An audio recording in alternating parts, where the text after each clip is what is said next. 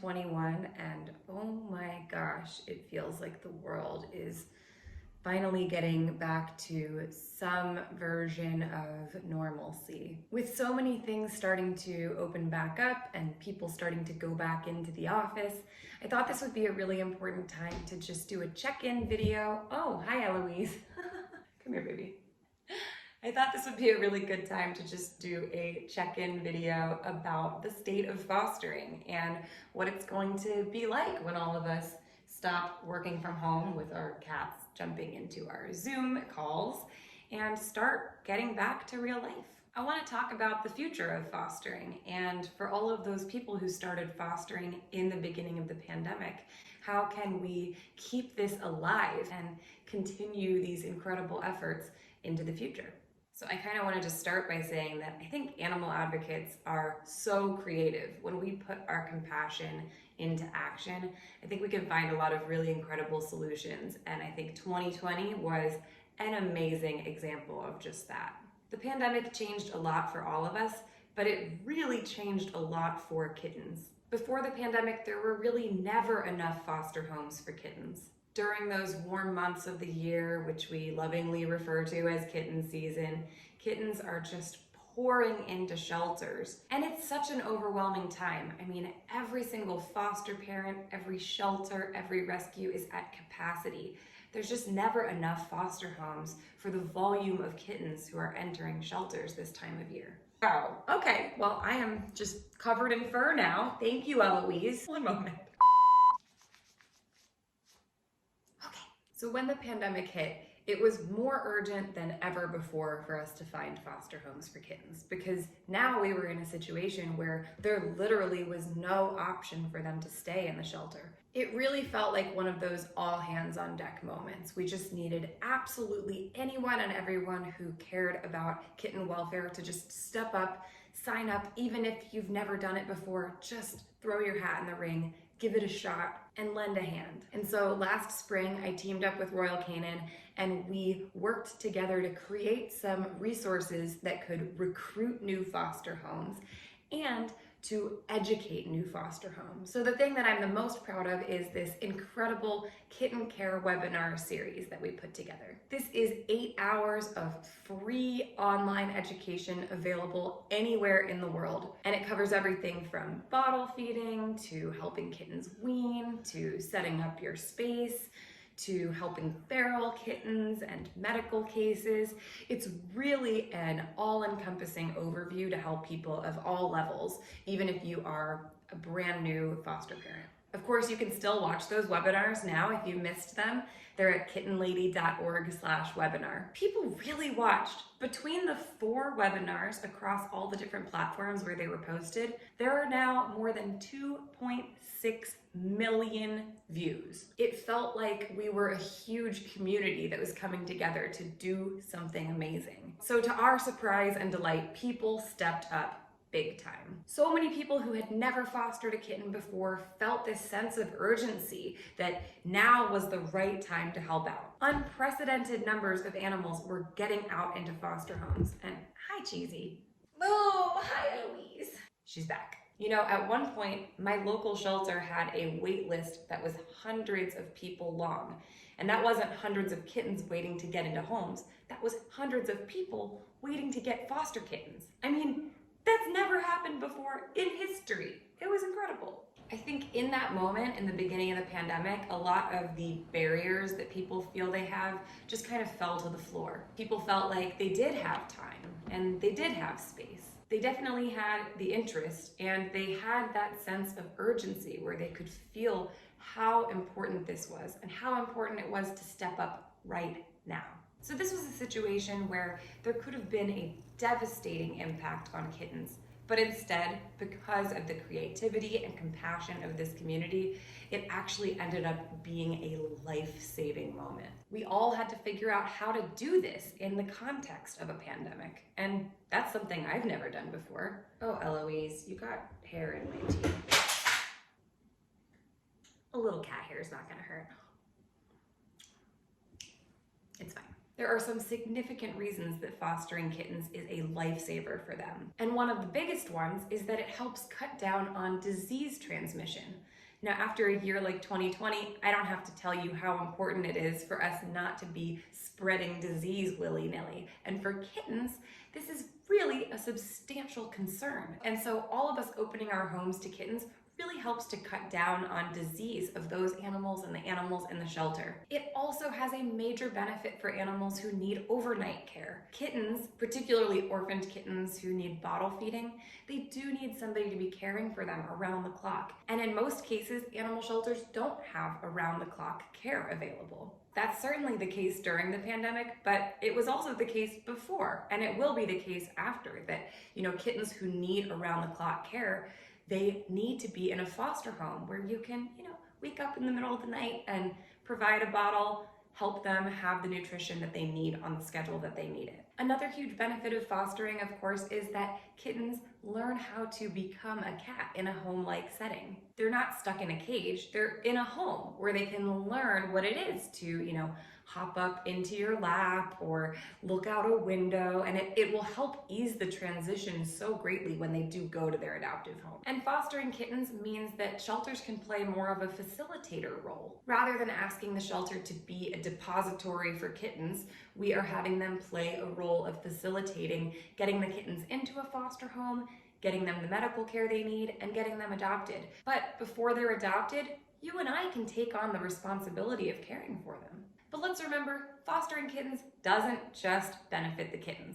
It also benefits us. During the past year, fostering has been a source of positivity for a lot of us, a source of happiness and joy, and something that feels achievable, a goal we can all complete together. It's something we've been able to focus on during a time that might be a little bit scary or confusing or even a little boring. For me, it's been a really meaningful way to navigate a difficult time, and I hope that if you've been fostering, it has been that for you too. So I really do think it was this sense of urgency that made people get creative and brought those walls down and made people who never thought they could do it before think, maybe I can do it. And now here we all are, and it's 2021 and the world is changing again, and okay, I guess this is just gonna be the thing, huh? Am I the only one who has this experience? Their cat just randomly jumps into their lap and decides to interrupt their thought process. What was I talking about again? Oh yeah, I was going to talk about the future. I know there are a ton of anxieties that you might have. How can you keep fostering if you have to go back into the office? How can you make it work if you're not going to be at home as much? How can you make it work if your financial situation has changed? Maybe you adopted a cat or a dog during the pandemic and you can't really figure out how you can make it work to have little kittens in your life as well. For a lot of us, the past year has transformed our lives. So I wanted to offer some ideas for moving forward. So here are some of my thoughts. First, I want you to know that fostering is not an all or nothing thing. You can be a foster parent who only fosters twice a year. You can be a foster parent who only fosters short term. When you're a foster parent, you're doing the organization a favor, so you get to decide how often and for what periods of time you foster. I have a couple family members and friends who foster, just once every year. It's a fun activity you do, doesn't have to take over your entire life. It's just something that you do once a year, twice a year for fun. I also have a couple friends who do short-term fostering. These are people who say, hey, I can take on kittens for 1 or 2 days at a time until they find a longer-term foster. So every contribution helps. It doesn't have to rule your entire life. You don't have to have a revolving door of kittens all the time, unless you want to, in which case I'm sure the shelter will be happy about that too. But every single part makes a difference. So maybe you have to foster a little bit less frequently, but don't let that mean that you don't do it at all. Just let the shelter know your availability. Then there's buddy system fostering. Buddy system fostering is where you find 1 or 2 people who have opposite schedules to you, and you can kind of co-parent. I actually used to do that a lot. When I was younger, I had a couple of friends who had different schedules than I did, and I would say, okay, I can take them Monday through Wednesday, but then I'm gonna be working or busy Thursday through Saturday, and we would just kind of swap duties. I guarantee that there's someone else out there who would be like a puzzle piece with you, who wants to foster as well, but is looking for somebody like you to help make it possible. You can also team up with somebody who does the opposite age group to you. So maybe you can only do neonatal kittens, but you can't help once they're a little older. Someone else is going to be out there who can only do older kittens. And so once you get them weaned, you can pass them along to the other foster home. So we have to remember, this is a community effort. You don't have to be alone at all. And one significant way that you can help is just by offering to foster sit. You could be that person who offers weekend support to foster kittens. You also get to set boundaries about what population works best with your lifestyle. Fortunately, when you foster kittens, there are a lot of different types of populations you can focus on, and each one is going to be a little bit different in terms of schedule and care. So if you're going back to work full-time and you're really concerned that you're not going to be able to foster kittens, I would recommend a population like weaned kittens who are older than 5 weeks old, or moms and babies. Both of these are populations that can be left at home during the day when you're at work for 8 or 9 hours. All you have to do is wake up in the morning and scoop the litter box and clean up their space, play with them a little bit, or provide whatever care they need. Open some cans of food, leave some extra food out for them, and then you can go to work for the day. When you come home, you can feed them again, play with them, socialize, and then feed them again before bed. And that's it.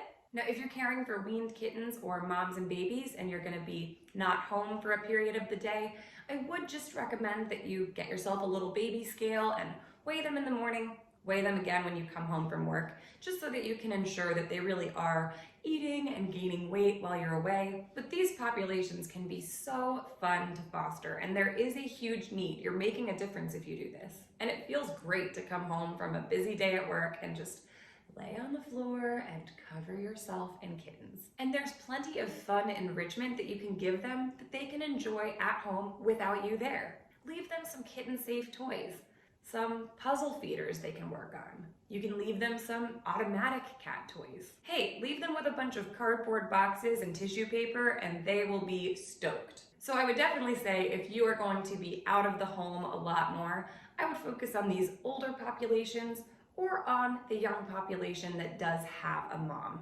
because you care for mom, mom cares for babies, and you just kind of supervise the whole situation. And then of course there are our orphaned neonatal kittens. These are our babies who don't have a mom, who require bottle feeding. Now if you don't work from home and you can't take kittens to work with you, I would not recommend working with bottle baby kittens because they can't be left at home without care. But you might be surprised to learn that taking neonatal kittens with you to work actually does not have to be a very intrusive thing at all. So I'm at my desk right now. This is actually where I work. I've got my PC here, I've got my laptop, and what you might not realize I have is I actually have some kittens with me. And this is possible for anybody to do. If I have to bring neonates with me to work, this is what I use. It's a little plastic tub, and inside of it, it just has a heat pad, a blanket, and a little stuffed animal. And my foster kittens, of course. So I want to show you how quickly I'm able to do their care routine and then get right back to work. Some people take a work break to go grab a cup of coffee or take a phone call. And what I do is take a work break to bottle feed kittens. So here's Elvis, and Elvis has just been sleeping in that bin all day. I'm going to quickly stimulate him to help him go potty. I just bring, a little box of tissues with me, and you can stimulate him to go potty. Yeah. And then he gets his meal. And watch how fast this is. I mean, in the amount of time that it takes you to go to the elevator and go down and walk to the nearest coffee shop, you can give a kitten a meal and they'll go right back to sleep. I think a lot of people think that caring for kittens in a work setting is a lot more intrusive than it really is. They're kind of just a little jelly bean that sleeps 23 hours a day. They're pretty quiet. Sometimes they might meow a little bit, but not very much. They really do sleep quite a lot. Once you've got them on a good routine, it's generally pretty quick. And then you can, pop them into your lap while you're working, or you can just put them back in their bin. Hi, Ferguson. So here's my other foster kitten, Ferguson, and I'm just going to quickly help him go potty. Usually the one time that they will make a little bit of noise is when they're going potty, because they're a little fussy about that. And then we have our meal. So I mean, look at how quickly this can happen. This can happen so quickly that, you know, nobody has to even realize what's going on. I used to work in a couple of different settings. I worked in a public school, and I also worked in a couple of different office buildings where I would take kittens with me. I was able to still get my work done, and just every couple of hours my alarm would go off just to remind me that it's time to feed my little kittens. But you can see it's very, very quick. This goes back into your work fridge, and you just need the ability to warm it up every couple of hours and take literally like 3 to 5 minutes to feed some babies. Okay, so Ferguson's gonna go back to bed now. So the only population of kittens who do need to go with you to work would be orphaned kittens who are still dependent on frequent bottle feeding. So that would be kittens who don't have a mom, who are under 5 weeks old. And I would really encourage talking to your employer about this and explaining what that actually looks like. Because we're not talking about these jumping, bounding 8-week-old kittens who are gonna be, you know, running around the office and going through the file cabinets and making a huge mess and distracting everyone. We're talking about these little tiny babies who can literally like slip under your desk in a box and not even be noticed. One piece of advice I have is to recommend a trial run. You know, ask if you can have permission to try it for 2 weeks. And during that 2-week period, if it's distracting and if it is intrusive of work, then your employer can make a decision and say, you know, that didn't actually work for me. And if you do have that opportunity, I would recommend really making sure it is not intrusive. Don't have the kitten out all the time, walking around, passing them around. That's not even good for the kitten. You want the kitten to stay in a cozy, warm space underneath your desk or, you know, in a playpen.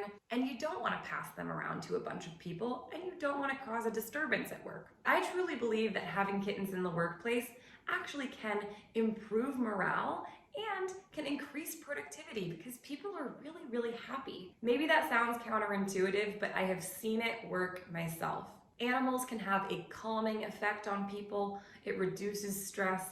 It gives employees something to look forward to, and the whole team can kind of come together in this mission-oriented way. The kittens stay in a playpen or in a bin the entire time, so there's no risk of them urinating or defecating anywhere in the office. It's easy to keep it very clean, and it's easy to transport them. Now maybe you're thinking, okay, but that's you, kitten lady. You work in animal welfare, so obviously you would be able to bring kittens with you. But hey, not so fast. I actually used to work with children, and I would work in the public school system, and I was able to convince my employer to let me actually bring kittens with me. It was an incredible opportunity for the kids to learn, and it saved a lot of lives. And I'm not the only one. Check out this photo from Cindy. She's a 6th grade teacher in North Carolina, and she actually brings neonatal kittens with her to work. Here's another picture from a teacher. This is from Meg, who is a public school teacher, and she does the same exact thing I do. She puts the kittens in a plastic bin behind her desk. And it doesn't just work in a school setting. Here's some other examples. Abigail works in a corporate office.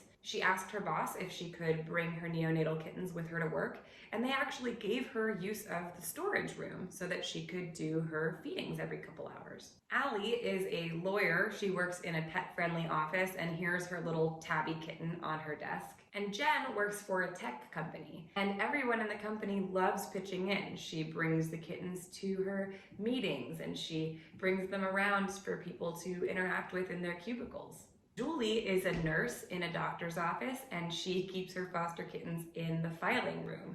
Here's the doctor laying on the floor of the filing room with the kittens. These kittens are being fostered at a church. Maria and her husband, who is a worship director, spend a lot of time at church, so they bring the kittens with them. I love these photos from Michelle. She's a sales manager for a newspaper, and she brings kittens to work with her. Patty works for the Hilton Hotel in the office, and she's been bringing foster kittens to work for a long time. She's saved a lot of lives and introduced her whole team to fostering. Shauna took a chance 5 years ago on asking her employer if she could bring some neonates to work.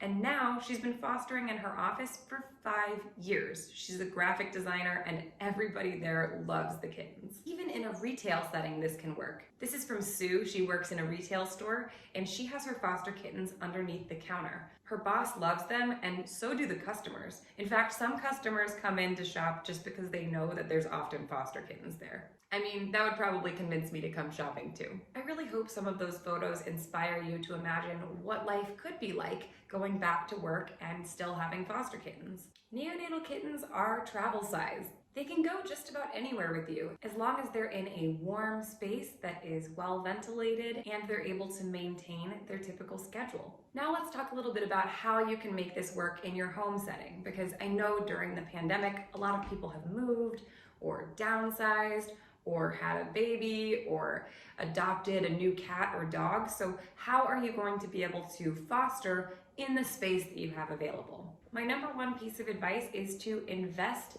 in a good playpen. There's a lot of different kinds of playpens. There are plastic panels that you can pop together. Those are really great because they're lightweight. You can arrange them in any kind of shape to fit the size of the room, and they're really easy to pop up, take down, and sanitize in between litters. Then there are zip-up playpens, and these are really simple too. You can stick it in the corner of a room, you can fold it and put it in the back of your car so that you can bring it with you to work or to a friend's house, and those also make an awesome option. Having a playpen makes a big difference because it makes it so much more versatile, whether you have a whole room that you can dedicate or whether you are just able to give a section of your living room to the kittens. This is going to make it so that you can keep them separate from your resident animals, from children or toddlers. It just keeps them separate and safe. For neonates, of course, bins, boxes, even little aquariums. You don't need a lot of space, so there's so many different ways to do this. And as long as they have access to a heat pad,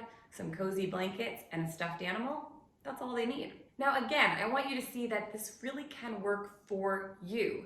Don't just take it from me. I'm the lady who put a kitten nursery in my house. But this does not have to be your entire life. It doesn't have to take over your home. In fact, when I first started fostering, I just fostered out of my bathroom. So I don't want you to just take it from me and my example. I want you to see some other examples of people who make fostering work in their homes. This is a photo from Andrea. She fosters out of her master bathroom.